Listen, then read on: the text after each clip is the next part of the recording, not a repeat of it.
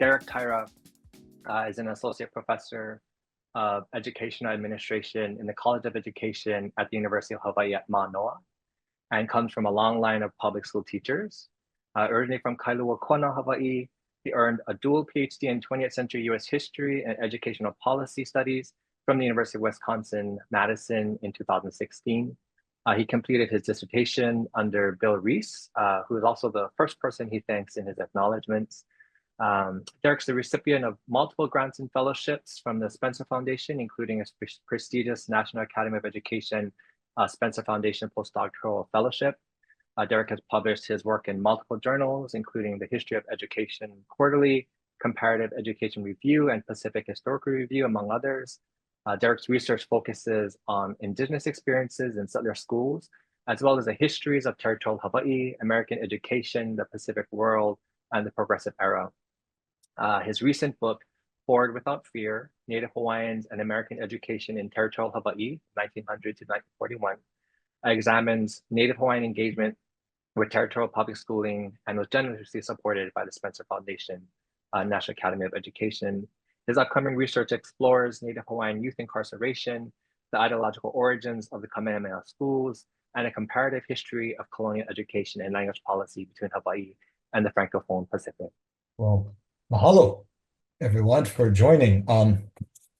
No kona mako moku he ave he keiki o na Gilbert a me lana, kai ko ana na Matt a me Ryan, makua kane ia Morgan a me Naila, hane na a ole vau he kanaka maoli a e ho ahana Okinawa vau. O vau o Derek Taira, aloha mai kako, mahalo I ko hele ana mai I ke ia lau. So welcome everyone. Yes, I'm Derek Taira. Mahalo again for this opportunity. Mahalo for Professor Saranillio for the introduction.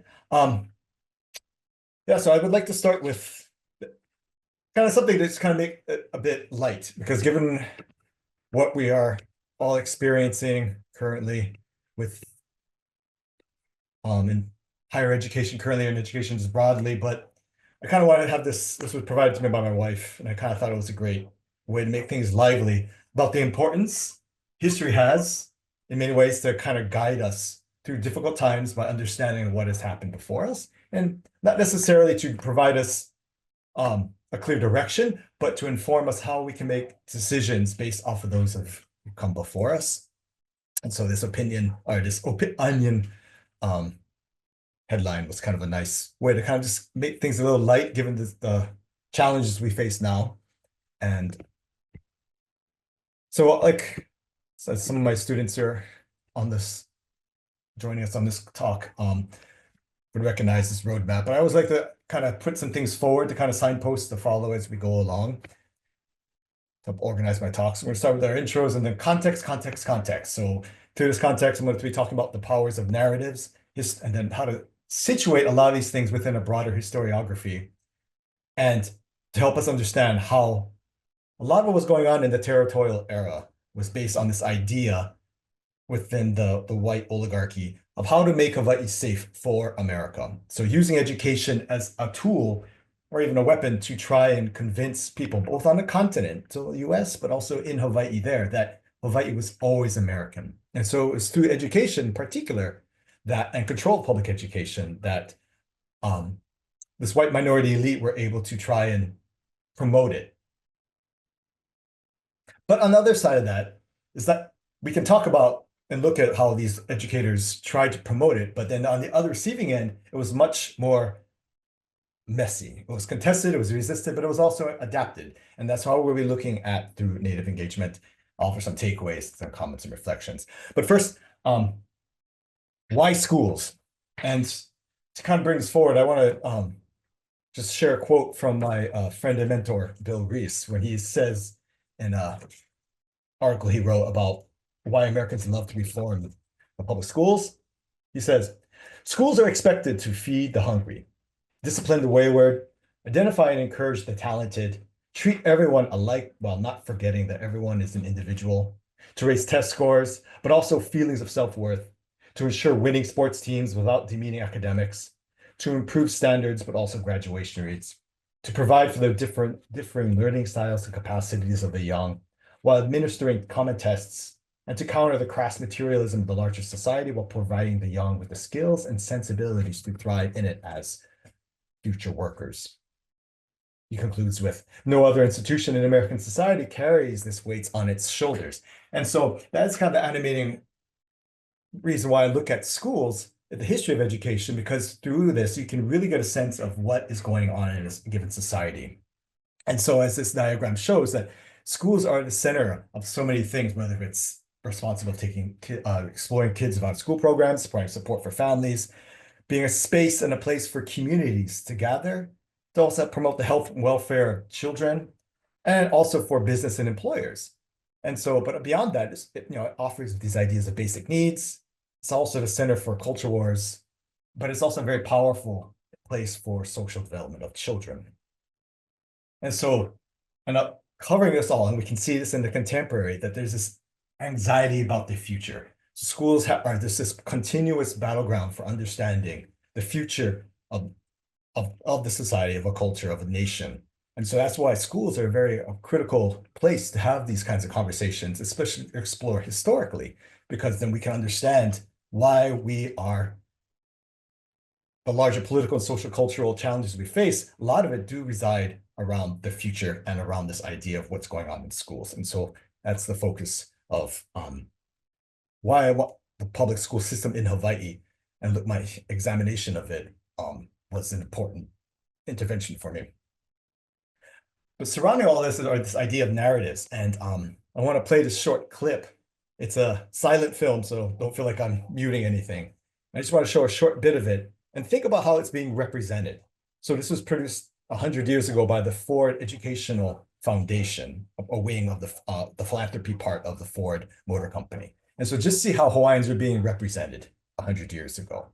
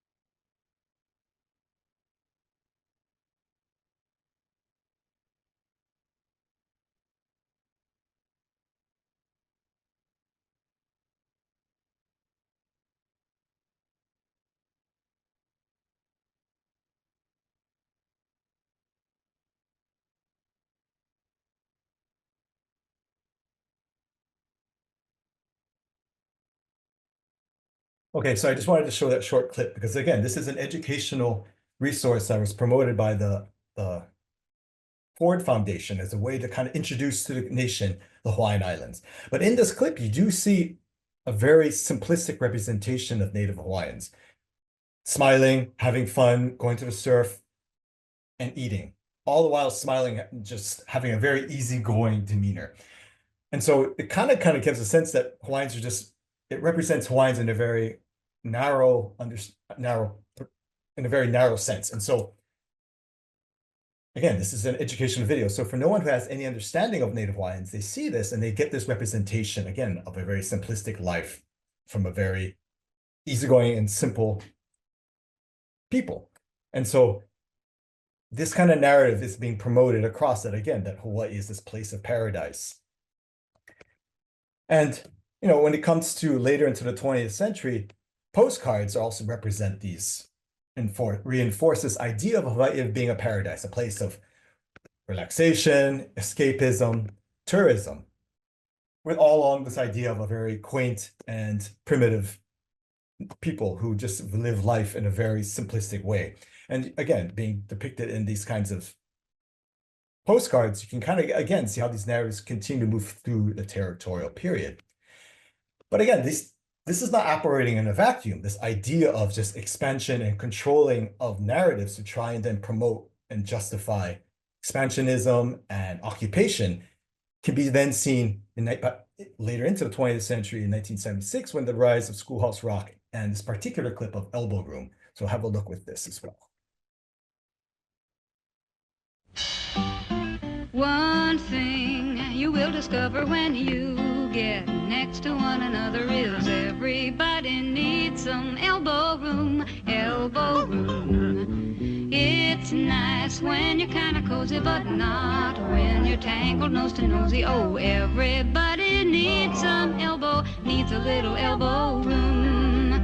That's how it was in the early days of the USA.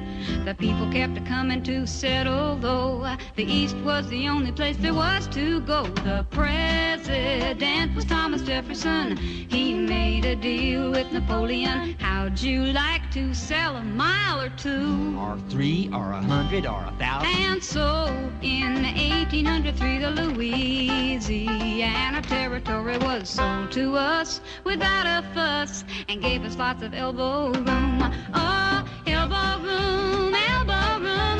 Got to get us some elbow room. It's the West or bust. In God we trust. There's a new land out there. Lewis and Clark volunteered to go. Goodbye, good luck, wear your overcoat. They prepared for good times and for bad, and for bad. They hired a Sacagawea to be their guide. She led them all across the countryside, reached the coast, and found the most elbow room we've ever had. The way was opened up for folks with bravery. There were plenty of fights to win land rights, but the West was meant to be. It was a manifest destiny. The trappers, traders, and the peddlers, the politicians and the settlers, they got there by any way they could. The gold rush trampled down the wilderness, the railroads spread across from east to west, and soon the rest was opened up for good. And now we jet from east to west, goodbye New York, hello LA. But it took those early folks to open up the way. Okay, and so again, this clip again builds upon this idea of trying to create and try to smoothing over the complexities of US history and the idea of how it expanded. There's nowhere in there do we see any ideas of the Indian Wars. We don't see any of those kinds of challenges with the Civil War and even the legacies of slavery, and what helped fuel the push to be able to have those resources to push westward was built on the institution of American slavery. And so we see that just being glazed over in a very simple and celebratory way of understanding Western expansionism. So again, these kind of narratives of just over-romanticizing and then infantilizing Natives people and then overrepresenting this idea that America was not overrepresenting, I'm sorry, misrepresenting the United States as being a place of being ordained by God to be able to justify this movement west and then seizing lands and occupying places and taking over nations. You can see that just being completely glossed over. And so these kind of narratives and this kind of romanticized version is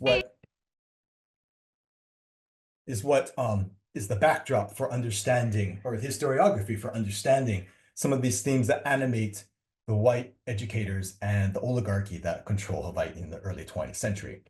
And so some of these themes are settler innocence, benevolent assimilation, inventing tradition, and then that all leading into the invention of Hawaii as an American place.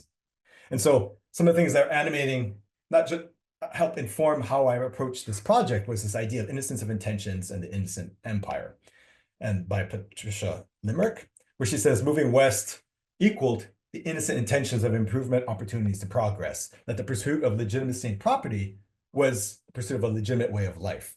And so you can kind of see that in that 1976 clip. And that the bright and positive light, the course of events, that there was no intention of rooting natives or despoiling the continent, because these were westward expansionists, were just pioneers. They were not trespassing. And that the ultimate end justified the means. That the idea that the nation grew and created the United States.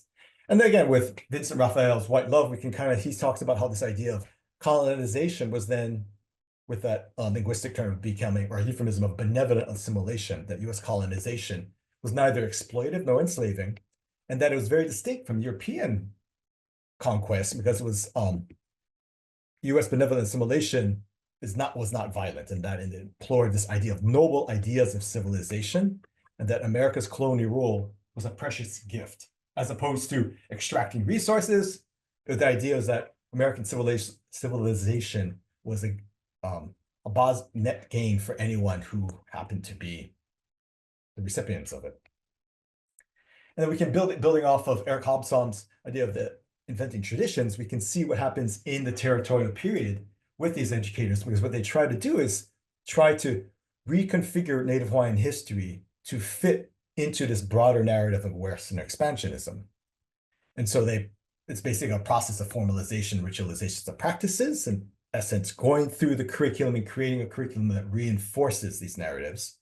Because by doing that, they can inculcate certain values and norms in an effort to normalize the present as a product of the past. So by recreating the past, they can then normalize and justify occupation in the present. And we can see this with one of the very few comprehensive studies of historical studies of the territorial period, which is 1900 to 1959, by a historical book monograph called Hawaii Pono by Lawrence Fuchs, in which he praises teachers of them all as the godparents of modern Hawaii, because he saw through education that American civilization was being shared and spread through the people to the children for the future of Hawaii. And depicting them, he's saying that these dark-skinned and slant-eyed students were the recipients of this American civilization. So by racializing them, he's essentially saying that they're bringing in a whole new group of Americans into the American fold. So all that is what helps inform making Hawaii American. And we can see this in some territorial documents. So this was one by the Territorial School for Deaf and Blind, the principal, Bessie Halsinger, in 1948.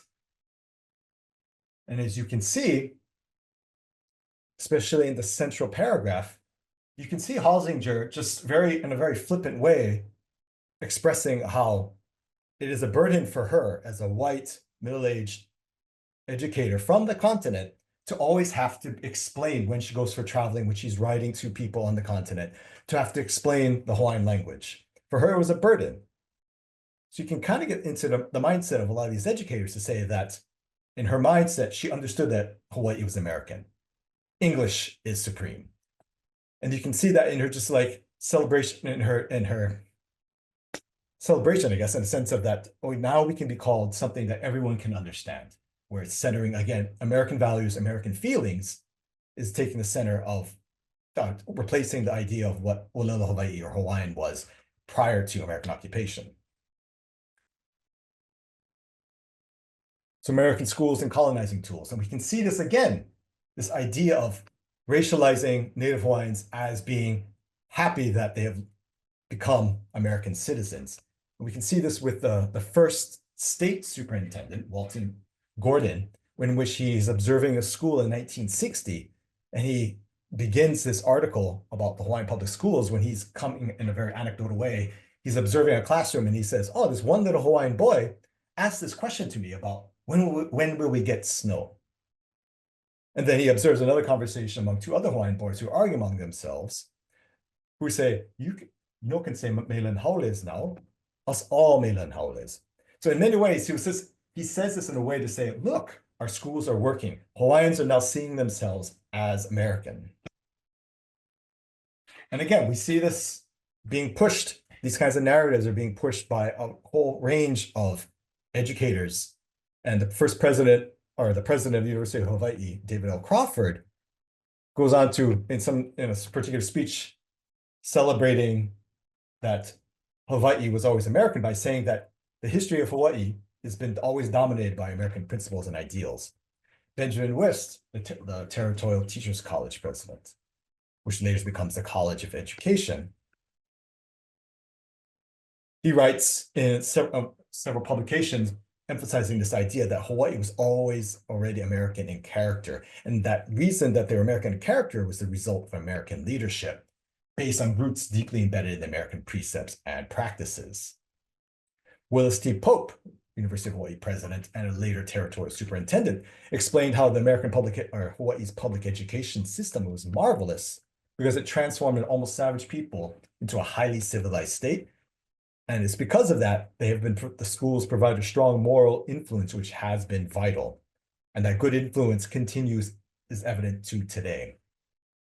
Vaughn McAhee, territorial educator and superintendent, he talks about how Native Hawaiians were always enthusiastic patrons of education because of the remarkable opportunities that were provided by American education. And kind of in a nod into the past, he talks about, well, the gigantic mistakes and evils of the past cannot be done, in a way, nodding the overthrow of 1893 and the loss of Hawaiian political sovereignty. He says, we can't undo that, but everyone is looking forward towards the future of Hawaii becoming American or being American. Will C. Crawford, the brother of the President Crawford, is territory superintendent. He writes in a publication for local consumption among teachers this idea that biographies of US presidents were very important for children to learn because they provided character training, worthy examples for American youth. And he emphasized this idea of the dignity of labor, which highlights this idea of public-private partnership. So in many ways, that what he was emphasizing was this need to not promote liberal arts education, but more of a workforce training education in the high schools and K-8 to promote a school to plantation pipeline. Wallace Farrington, the territorial governor, he always viewed himself as a very pro-education, pro-American governor. And so he would regularly give speeches to graduates at the Territorial Normal School. And in one speech in particular, he mentioned how the Protestant missionaries were pioneers and that they are the ones that were responsible for establishing American culture, education, morals, and free government in Hawaii. And this particular speech was given in the early 1920s. And so then he goes on to remark that the territory of Hawaii has an American background covering more than 100 years of its history. So seeing that he gave this speech in the 1820s, the first missionaries landed 1820. So you can see already that he's projecting this idea of Hawaii becoming American well before the overthrow. And in fact, that it was because of the missionaries, when they landed, that's when Hawaii started to become American, due to American missionaries' influence. And sorry, last one, Orny Long, the deputy, and you can see this idea, he represents this nexus of education and government, where he serves a whole list of, becomes superintendent, territory superintendent, governor, and then later US senator. And as the superintendent, he mentions how, in a speech, how that 19th century home life for Native Hawaiians he considered deplorable, and that indolence was one of the great master evils for Hawaiian. But thanks to vocational education, that has become a dominant factor in building character for them. So in this long overview of these 7 white men, you can kind of see how this mix of politicians and educators at the very top worked to try and construct a narrative, building off of broader narratives of American exceptionalism and manifest destiny, to try to legitimize through education and the manipulation of history to construct a new reality for Hawaii, in order to promote a vision of the future that they saw that they wanted Hawaii to become.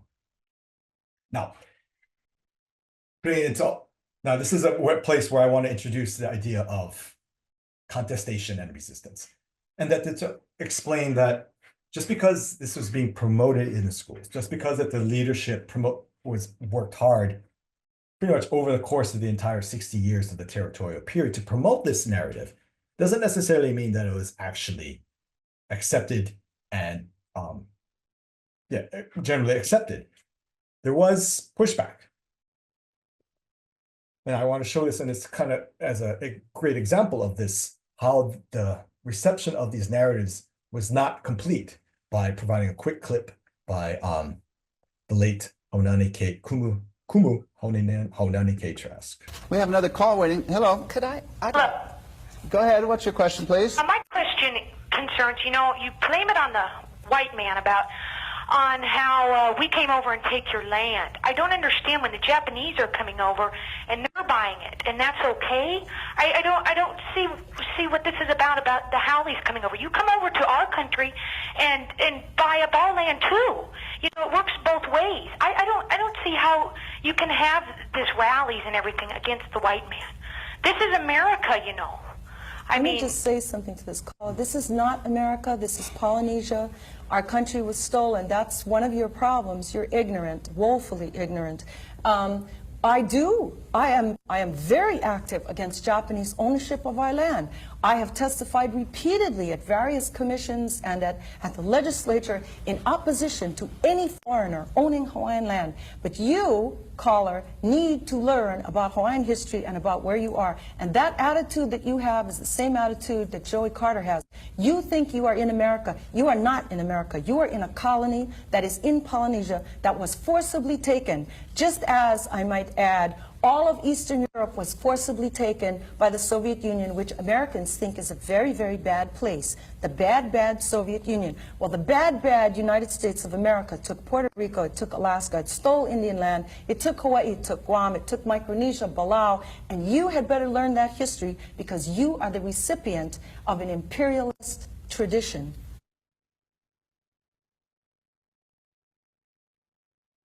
Okay, so I like that clip because it kind of really just brings forward into the latter half of the 20th century to demonstrate that what was being taught in the territorial period was highly contested.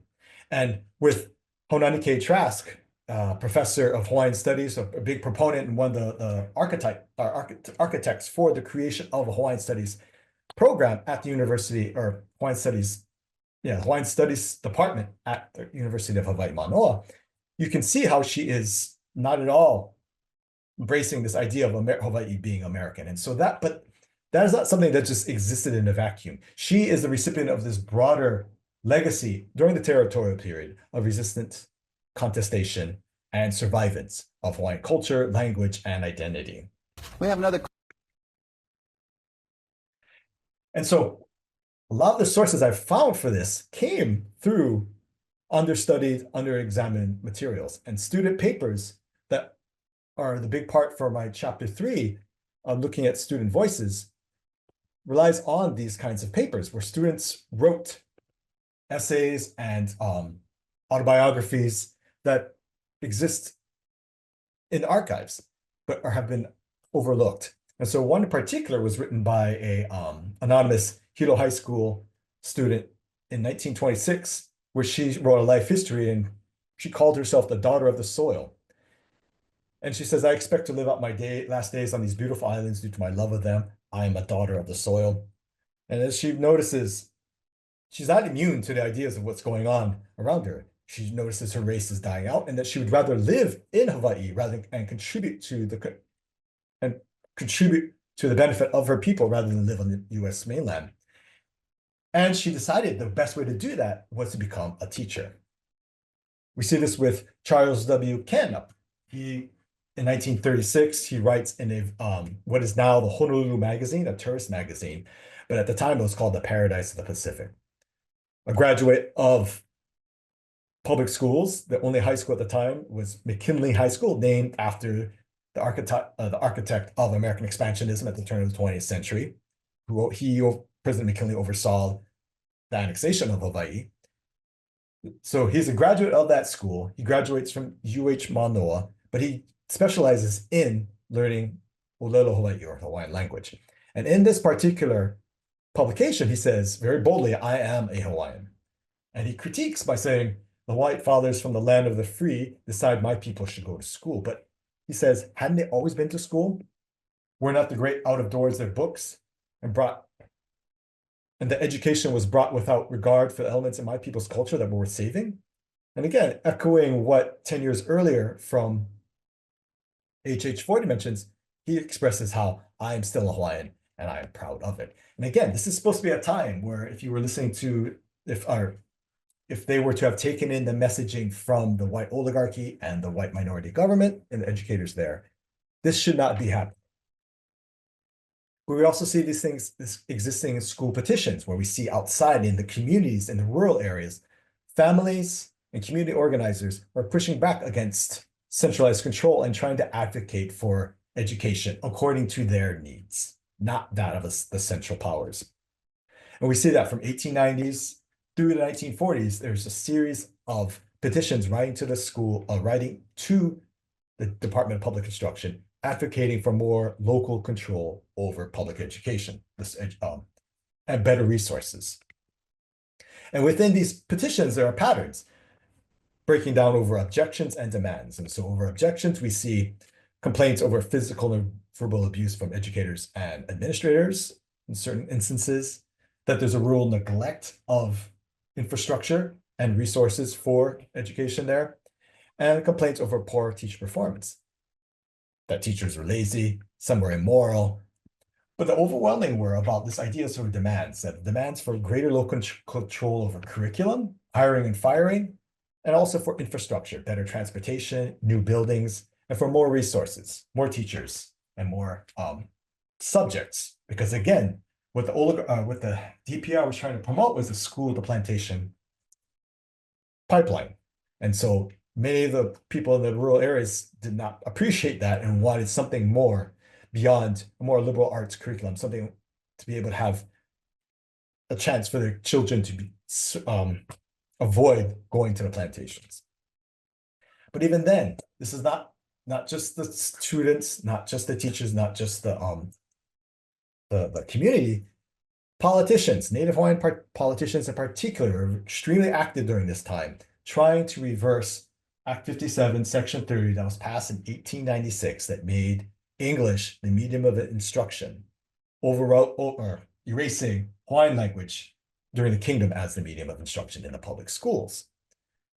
And so we see this, and it's not just 1921, but from 1901 through 1939, there were a series of pieces of legislation that were promoted in the territorial legislature to try and overturn or amend Act 57, Section 30. And some of the highlights from that were, some of the bills were about language. HB 55, 1901, wanted bilingual education. 1917, House Bill 252 promoted Hawaiian as a medium. And then HB 241 and Senate Bill 216 wanted Hawaiian language as a mandatory subject. But it wasn't just Hawaiian language. Funding for textbook development of Hawaiian language was being promoted.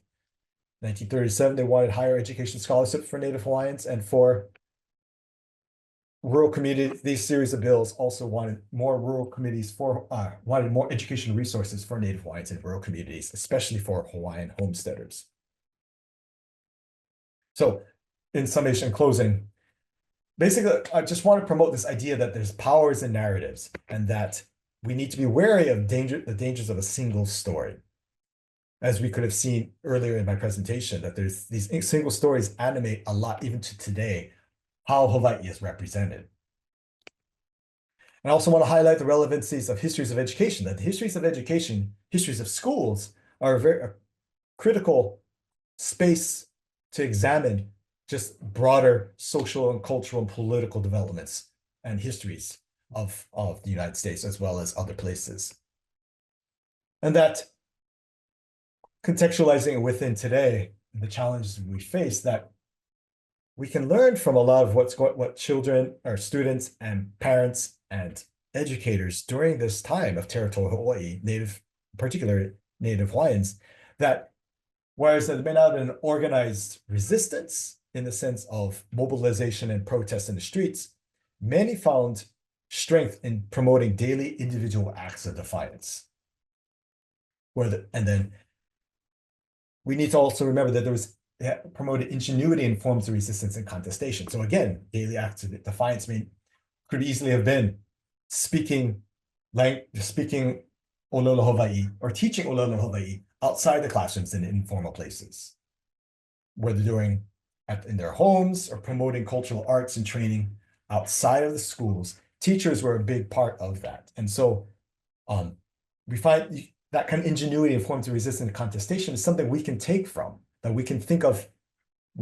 Education might be policed right now in the ways of the DEI and languages of identity promotion of certain particular groups is now being challenged. Well, we can think about ways that how Native Hawaiians worked around that and circumvented these issues and kept it alive outside of formal places. And that existing and continuing to exist in many ways is another form of resistance. And these are some takeaways we can think about when we try to bring forward the lessons of the past to today. And to close, this is a very poignant but yet powerful moment. So this was Kahuku o Hawaii was the last Native Hawaiian language newspaper to survive or close in 1948. And so this was one of the last issues. And the editor, Solomon Anakela, was he closed one of his last articles by saying, "E ala ina Hawaii o pio, e apo i ka kako o lelo makuahine. A imua ho I a loa I a kako ka panikila, ma o ka loa ana o ka maukau I ka olelo Hawaii." So in other words, stand up, young Hawaiians, seize your mother tongue and go forward and triumph by becoming proficient in the Hawaiian language. So this is a very powerful moment. And he says, "Imua me ka hopo ole," forward without fear. And so you kind of have to admire this Solomon, but it's just saying he knows his paper is closing.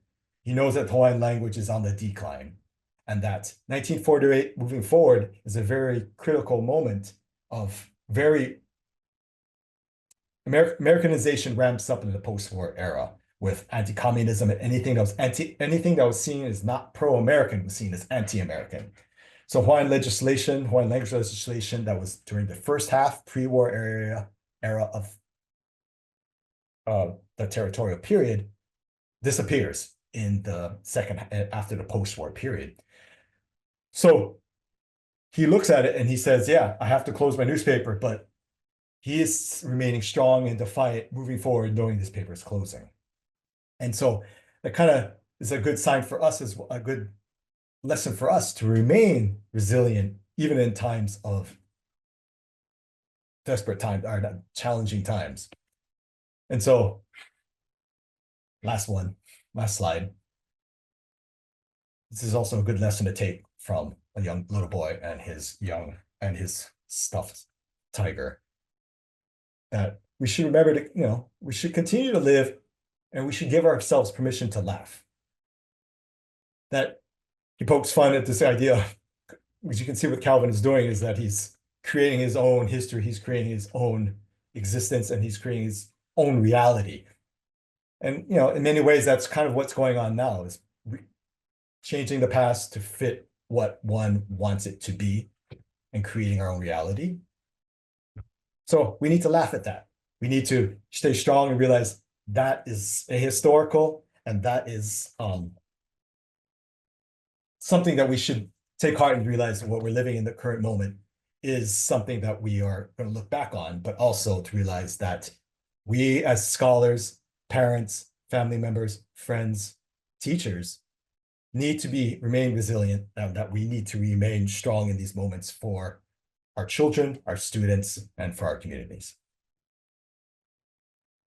So mahalo for joining me. I look forward to our conversation. Thank you so much, Derek. Really appreciate all of the history that you cover, and I'm gonna try to change my view. There you go. Yeah, just really appreciate your presentation and also um, how you're able to blend a certain kind of fierce resistance to these fascist moments, whether it's like end of 19th to the 20th century forms of white supremacy or the current version of white supremacy that we're facing now, but also without kind of losing sight of the humanity and necessity of humor.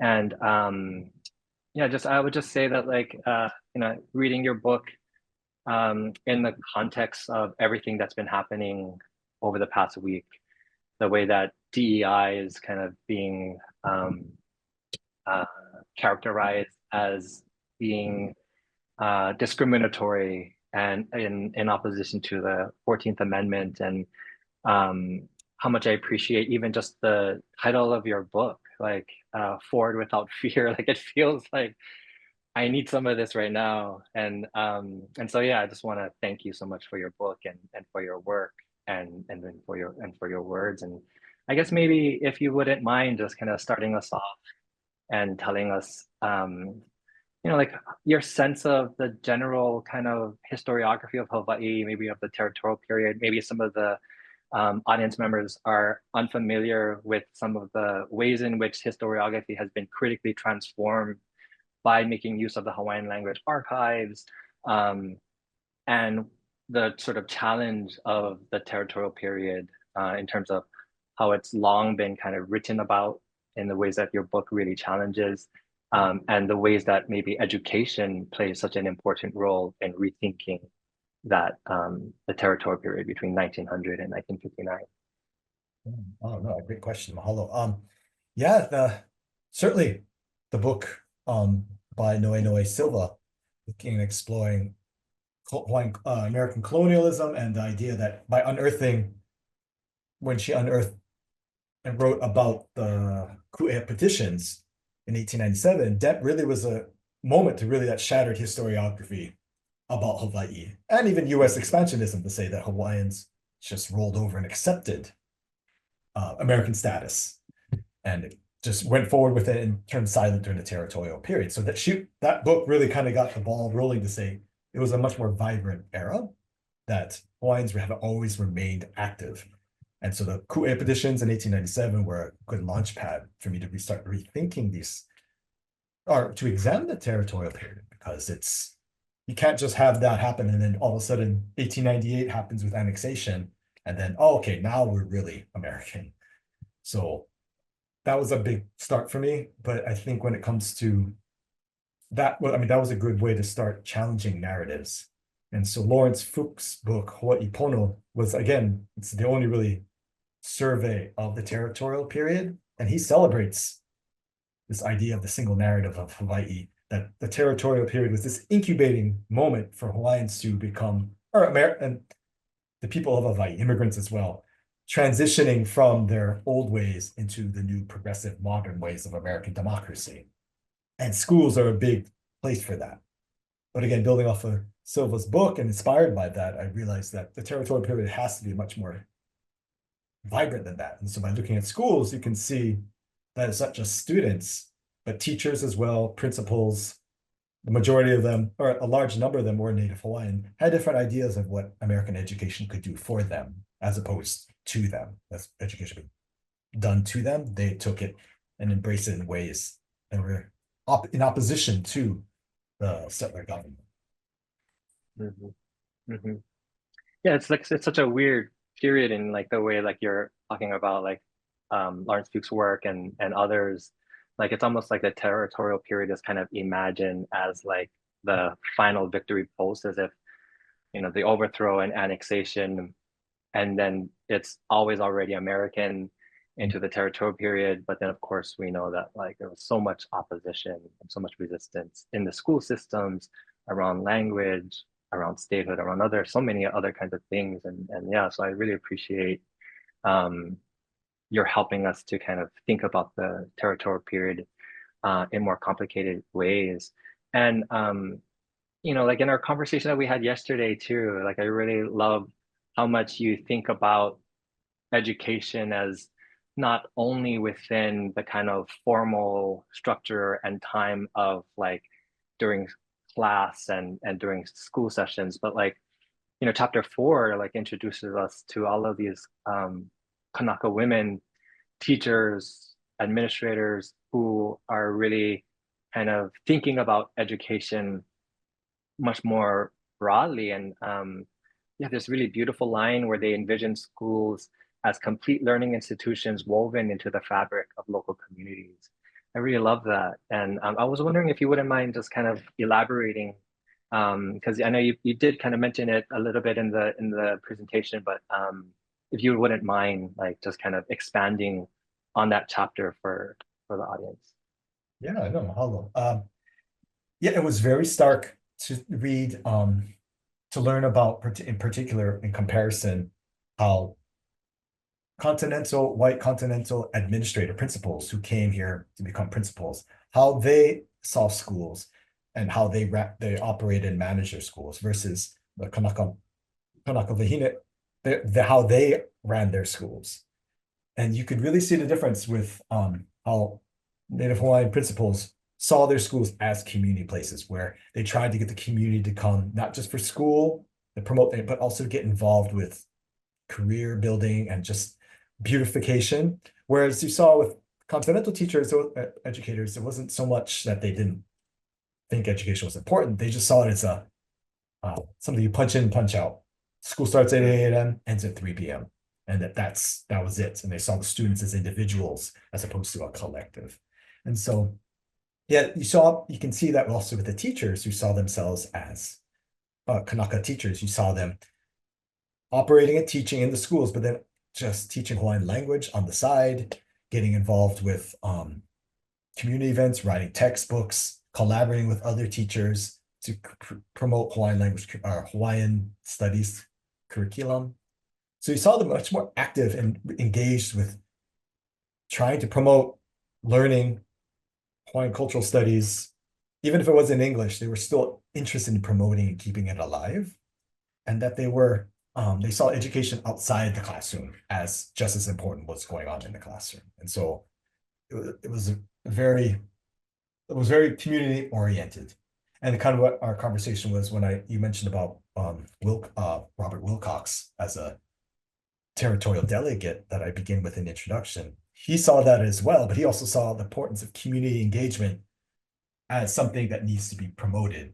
Because the DPI being centralized, he saw the only way to override that and to promote Native Hawaiian sovereignty was to become a federal delegate to promote federal legislation to override the territorial government. So, but he saw that as a way to promote cultural sovereignty, Native Hawaiian sovereignty. He saw schools as a critical place to do that. And so, yeah, it wasn't just the educators, but it would seem to be a much broader understanding of the importance of education. Mm-hmm. And you can see that in the Hawaiian community today. I mean, we have Makamai in the audience today, and Makamai is like a major organizer and helps tremendously around the community. But I know Makamai through work with Lahoihoi Ea and the way that is a one-day celebration of the restoration of the Hawaiian kingdom, you know, but it's actually a month-long celebration, and the month-long like education of getting folks out to the community, into the community, working in the lo'i, working on fish ponds, and kind of sort of being radically transformed and thinking about the very possibility of Hawaiian independence. And so, yeah, so it really does kind of sound like there's so many ways that like what you are saying resonates. And I guess I wanted to also kind of, I really loved what you were saying about Robert Wilcox, and it's so exciting to open a book and begin with Robert Wilcox and have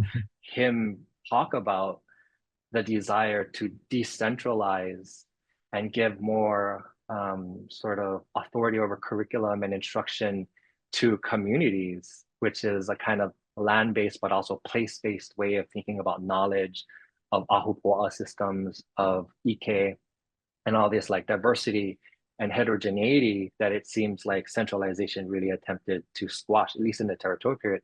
But like you also kind of mentioned to me how it does actually, it is a kind of like the centralization of the Department of Education in Hawaii today or public instruction in the past is also stems from the kingdom. And so I'm curious if you wouldn't mind just helping us understand, like, centralization in the kingdom looks like what? Centralization under the DPI looks like what? And then centralization of the DOE looks like what? And it's a big kind of question, but I feel like you kind of helped me better understand it in our conversations today. Oh, mahalo. Yeah. Well, I mean, the Department of Public Instruction, or as the institution as it exists today, began in the kingdom in 1841 with the creation of the centralized state. And Kauikeoli Kamehameha III was an architect of that. He saw the power and the need to create a nation state to be respected and understood among the nations of the world at the time, that standardization of education to promote a national identity was critical. And so he saw centralization as a way to achieve that, to create a national identity, a national language, and to be able to demonstrate to the world that Hawaii is a nation state to be respected and to be understood. And so, I mean, there were battles along the way between settlers in the government and the Native Hawaiian politicians, but the idea was that he founded an institution based off of Western models, or he founded the kingdom and the nation state of Hawaii through Western models as a means to promote and protect Native Hawaiian sovereignty. That becomes weaponized when the overthrow happens in 1893, and the white settler government, the oligarchy, the planters, conspire to overthrow in 1893 and create a settler government for about 5 years, the Republic of Hawaii. And they weren't able to get recognition as part of the United States initially, so they just created their own government.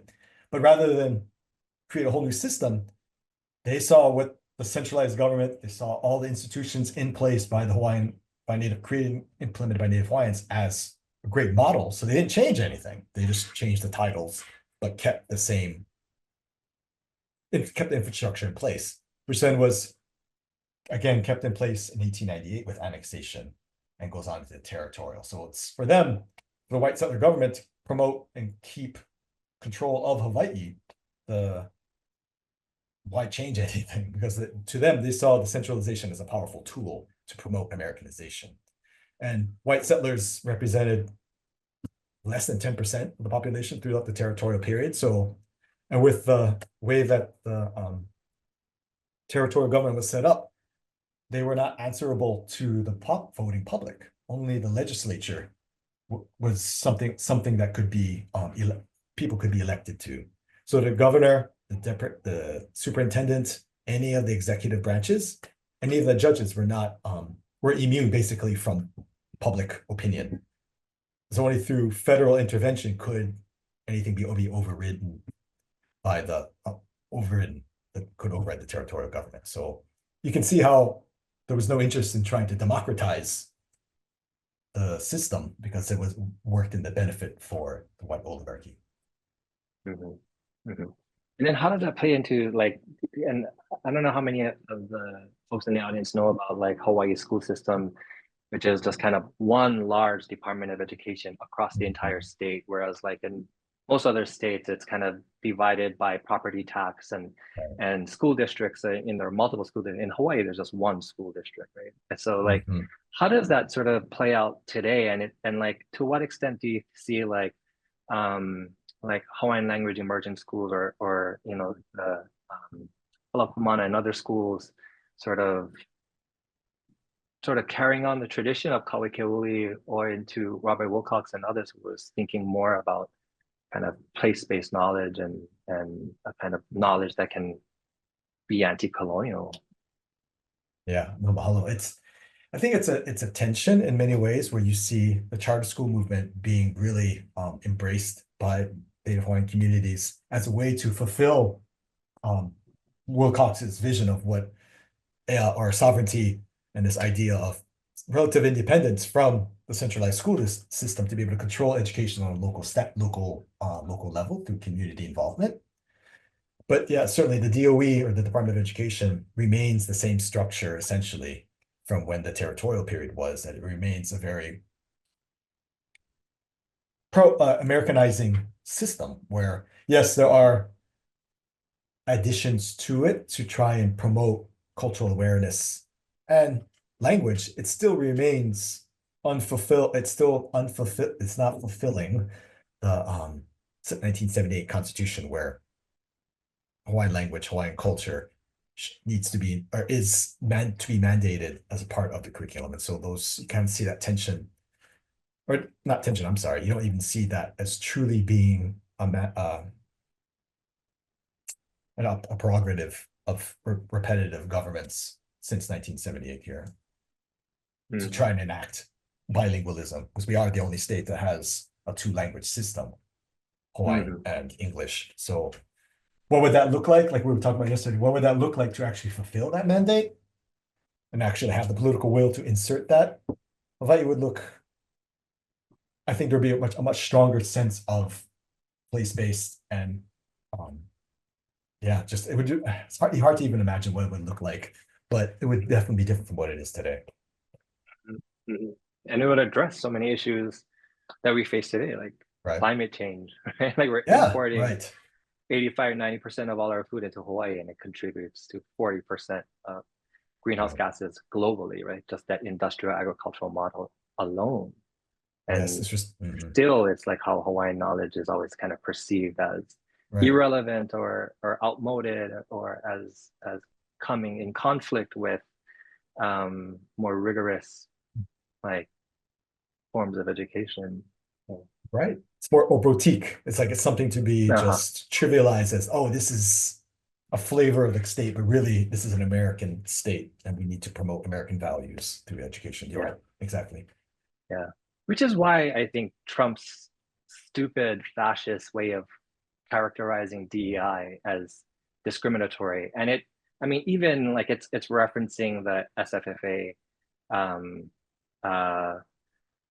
versus Harvard and University of North Carolina decision, and Chief Justice Roberts, in his opinion, actually references Waisipi Kaiatana, which was the 2000 Supreme Court case in Hawaii that categorized Hawaiians as a race, and therefore the Office of Hawaiian Affairs elections were deemed discriminatory against a man who was a direct descendant of one of the men who helped aid the overthrow of the Hawaiian Kingdom. And so, I mean, you cannot write this shit. It's so horrible, right? But like, I guess I would just love to hear like more like, you know, like Forward Without Fear, you know, like this way of understanding that like the moment that we're living in now is not a new moment.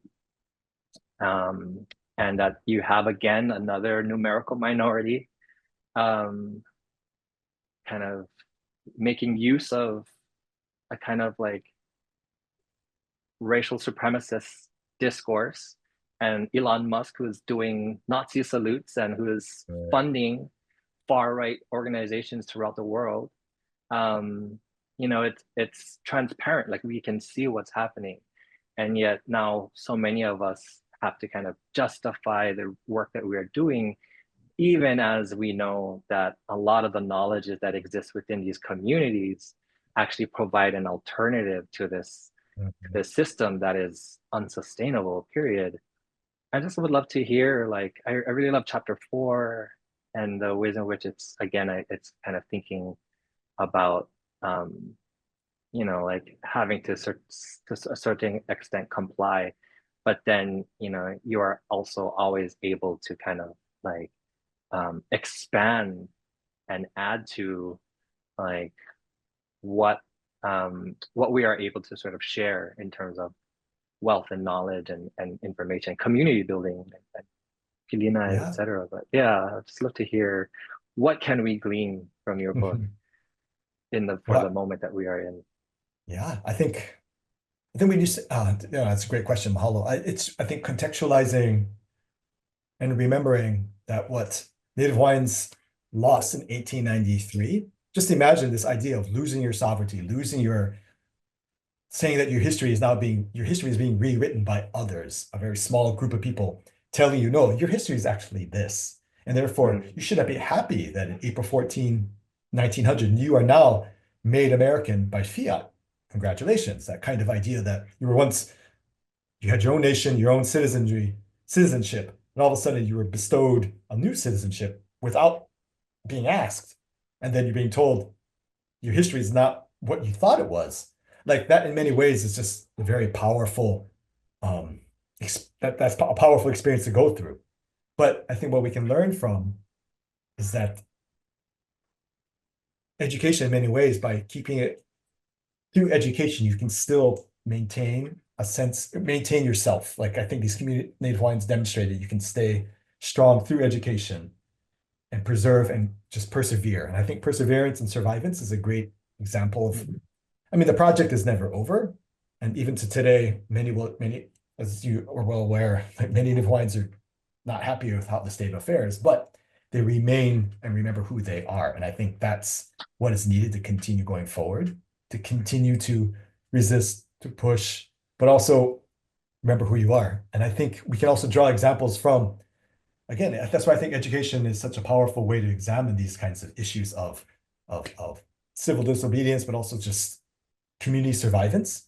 We can see that with in education for the struggles for Black education in the American South throughout Jim Crow. Like there's this ideas that, yeah, that segregation was a horrible experience, but in many ways, education was valued. Education was seen as a means of resistance and also to keep and maintain and to survive. And I think we can see that with, in many ways, even in Native American boarding schools, coming out of that, you see many activists emerge out of the Native boarding schools who retain this idea of their indigenous identity. So despite these oppressive systems, many survive and thrive and promote and keep themselves alive and keep their identities alive through the very systems that are trying to squat it. And I think that is a powerful story to remember and take strength from.